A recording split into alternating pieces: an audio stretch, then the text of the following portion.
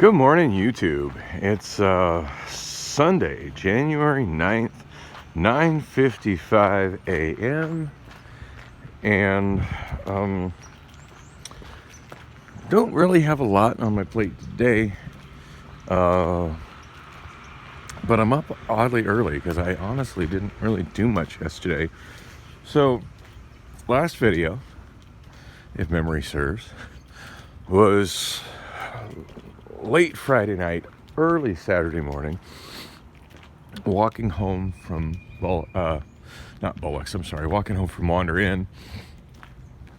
I was seriously contemplating going to the memorial yesterday afternoon for an old guy whose name I couldn't remember, but whose picture I immediately recognized. And yeah, I didn't really get up early enough for that. Yeah, I was trying to stay awake, and I think I mentioned it in a couple different videos. I was trying to stay awake to sell boxes to the third person who contacted me regarding buying boxes on OfferUp, who said he really needed boxes before 8 a.m. Packing store, U-Store. I'll be wanting to call that place Packing Store forever. I don't do well with places that change names.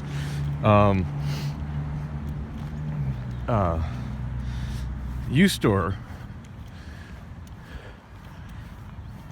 doesn't, they've got like automated gates, and they're computer controlled as like far as what time you can get them to open, and they won't open before 7 a.m. So that just gave me a small window between 7 and 8 a.m. And I am not a get up in the morning kind of person.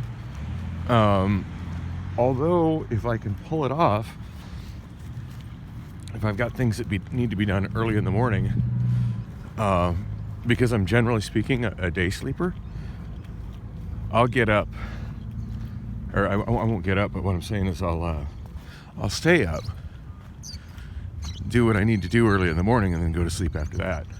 And I've done that schedule with morning jobs before. Like every time I've been, I had an early morning job. That's generally how I've done it, which seems super weird to a lot of people, but I'm just not one to get up at 5, 6, 7 a.m. in the morning. I mean, I can set an alarm clock like anybody else. But when I sleep, now I don't sleep well. That's something I've always kind of struggled with. But when I do finally get sleep, it takes a lot more than an alarm clock to wake me up. Sometimes an alarm clock will wake me up, sometimes it won't. Sometimes 2 or 3, I've tried the whole, we'll use more alarm clocks. No. Well, and then the response to that is often, well, you need to go to bed at a reasonable hour. Okay, well, I can try. But laying awake in bed doesn't get me sleep. All right, what did we have stolen here?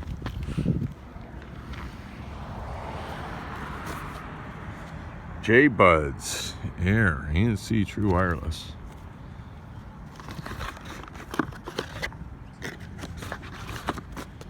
So, we stole some fancy earbuds, which, to be honest, looked exactly like the ones that I bought on OfferUp for $10. I was never in security. Things broken. Which reminds me, I forget what day it was on the bus, but it's the day I shot the video. It's kind of funny. I have trouble remembering like a specific day of the week, but I can remember other things that happened on the same day when I try to remember things. Anyway, it was the day that I shot the video last week where I was walking south on 24th Street from Van Buren to Washington, and it managed to take me just long enough to get down that couple blocks of 24th Street that I missed the northbound Route 70, and I also missed the next westbound train. Oh, and I also found a neat red notebook with a whole bunch of business cards in it, and these neat page protectors for holding business cards, which, by the way, I've not once but twice left a bullet since. Anyway, on that day, got on the bus, and there was a guy who he just had the mannerisms that said, "I do too many drugs." Shaved head, carrying a big bag, which kind of screams I'm homeless, and had a bunch of had like 3 different new electric razors, and he's trying to sell them to me.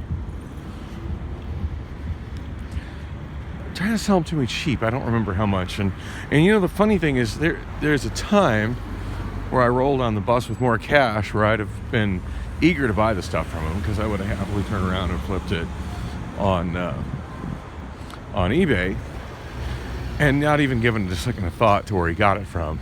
But lately, I've just been seeing so many. At least whoever stole this is stealing them for themselves. Not that makes it any better, but this is the first time in a while I found an empty box with a product that would have been in a lockbox, and next to a busted up stolen lockbox. But I've been seeing so many of these stolen lockboxes at different locations as I'm walking around. So I'm just irritated knowing that I'm just surrounded by so many goddamn thieves. And I pretty much called the guy out for that. I pretty much called him a thief without calling him a thief. And he read that loud and clear and got pretty pissed off, and even threatened me. Threatened he was gonna, I didn't shut up, or he was gonna fuck me up. Right there in the bus, which is pretty bold. Of course, I'm like, "Are you threatening me?" And yeah, that was, and I'm not that worried about the guy, but it did occur to me that, hey, I'm getting off this bus soon, and this guy's probably got nothing better to do with his life than to follow me. In fact, I just watched a video about the LA area and just the rising, and honestly it's about a 2-year-old video, but about the rising rates of crimes committed, and often violent crimes committed against just random strangers by the homeless. And of course, well, it's because they're mentally ill, and it's because they have, drug problems which need to be treated.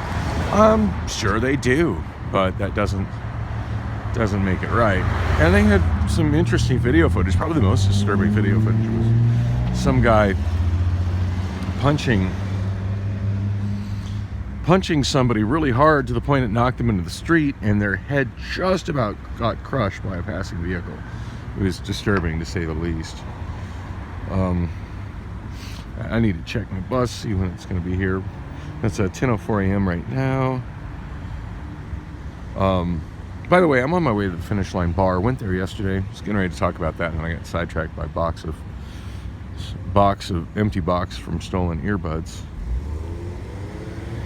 Anyway, this guy, I kind of called him out, and then he went back to, before he, in the rather short ride down the 44 South, he went back to being kind of jovial and trying to ask me to buy it. The reality is I had 0 cash anyway. So, okay, it's going to show up at 10:11, so 5 more minutes. So yeah, may as well kick it right here. I'm going to try doing the 44 north to the 170, to the 170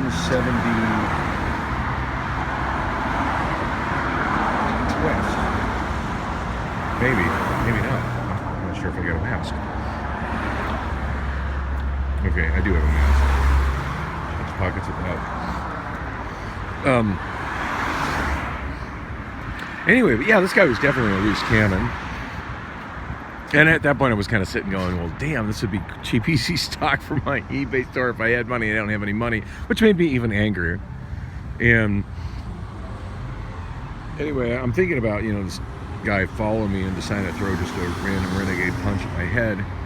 Because he's obviously amped up in something. upon getting off the bus. So instead of getting off at the Van Buren stop, I got off at the bus stop the next bus stop's southbound before you get to Van Buren, which isn't at a cross street, but it's right next to a footpath that goes into the Gateway Center, which is where there's a DoubleTree Resort by Hilton there, and there's a bunch of upscale office towers. So funny how in this area there's just a bizarre mix of like really upscale type businesses and just frightening hood and homeless people. But anyway, interestingly enough, like the Gateway Center, homeless people don't hang out or wander into the Gateway Center. Obviously their security does an effective job, or they just know that that's where they want to be because there's a lot of cameras there. Could be that as well. At any rate, when I got off the bus, I noticed him pop off right after me. I'm sure that wasn't his stop. And I walked that walkway directly into the Gateway Center. I was kind of being aware of where he was behind me. And I think that threw him for a loop. I don't think he expected that out of me. He decided to walk southbound on 44th toward Van Buren, which is where the riffraff belongs. But yeah, that was an unnerving thing. Also, I had another guy threaten me on the bus on that same day, and I actually did capture it on video. I just had other stuff I was talking about when I shot video, and he was walking in front of me. But on that an older black gentleman, and you can see him on that same video where I'm walking southbound on 24th Street. I mentioned on that particular video that I had hurriedly jaywalked to get on a Route 3 that was headed westbound, as I saw it coming, and I figured that would be quicker than walking all the way to the Gateway Community College light rail station. Thinking I could take that, and then at 24th Street, you know, it's a much shorter walk to transfer to the light rail there. I didn't think I'd sign the train so bad, but that's another issue entirely.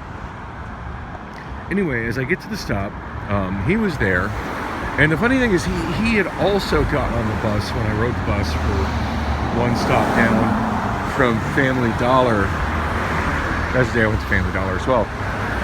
As I was walking from Family Dollar back to Pack and Store, I saw the bus coming, so I hopped on the bus and saved myself a little over a quarter mile of walking, which isn't much, but it helps. As much as I walk, you know, at the end of the day, I often have pretty sore legs and I'm pretty tired from it. So yeah, if I can save a quarter mile, I'm gonna save a quarter mile. So anyway, I'd encountered that guy at that bus stop, passed him when I was on my way to Family Dollar. He was sitting there smoking. Came back, he was still sitting there smoking. Yeah, as a non-smoker, people smoking at bus stops bother me a lot, especially since I'm fairly aware of Arizona law on the subject. Smoking at bus stops was something that was made illegal in what was called the No Smoke Arizona Act. It's the same act that made it illegal to smoke in restaurants and bars here in Arizona. And it's very specific. I think you need to be 1,000 feet away from a transit stop to smoke. And most of them have signs as well that say it. In fact, I think it's part of the, I was going to say, I thought it was part of the Next Ride sign, but apparently it's not. Wow. Well, now that I mention it, now that I'm thinking about it, talking about it, I realize that it's not posted at the bus stop, and maybe that's something I need to write a strongly worded email to Valley Metro about. But anyway, so yeah, I'm irritated by the guy that I passed by him twice, smoking in a place where I shouldn't have my air polluted, and get on the bus. Anyway, as I'm going to get on the next bus, sure shit, that guy is at the stop. On that bus I'm about to get on, the 3 westbound. And along with a rather hefty young black woman who is, I'm not going to say that she was a hooker, but the outfit she was wearing boldly screamed, "I'm a hooker and I'm for hire, and would you like some of this? I got a lot of it. And it's all hanging out, not much clothes that I'm wearing." And this guy seemed like he was kind of trying to proposition her, which, whatever, good for him. Anyway, she got on the bus, swiped her card, proceeded to, and honestly, she looked like she was pretty grateful to get away from the dude. And then the next person to get on was him, and he fumbled really awkwardly for his pass. And then, and I gotta wrap this up, seriously, we're talking about. Anyway, long story short, he drew all his stuff out of his pocket on the ground, and I just started going, da, da, da, da, da, da, da, da, and he got really pissed about it, which was entertainment for me.